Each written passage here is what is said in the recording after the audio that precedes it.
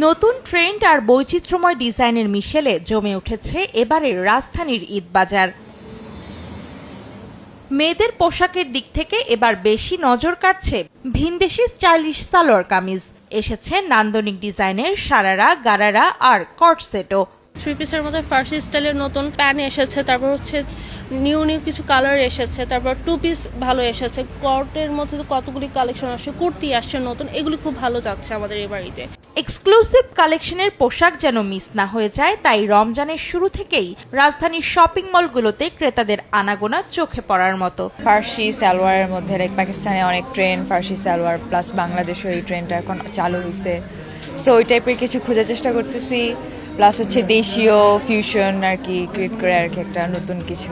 একটা হচ্ছে সিম্পলের মধ্যে একটু, আর অন্যটা হচ্ছে একটু কমফোর্টেবল হবে আর কি এরকম। যেমন আমি হচ্ছে বোক বাই প্রিন্স থেকে একটা ড্রেস নিয়েছি একটু গর্জিয়াসের মধ্যে, আর সেলোর থেকে একটা ড্রেস নিয়েছি, এটা কমফোর্টেবল আর কি। অনেক নিউ কালেকশন দেখেছি, এখন কনফিউজড হয়ে গেছে। আমরা মেইনলি 4 জন ফ্রেন্ড একসাথে এসেছি সেম টাইপের ড্রেস কেনার জন্য। সো এখন দেখা যাচ্ছে যে লাইক একজনের পছন্দ হলে আরেকজনের হচ্ছে না, সাইজ মিলছে না।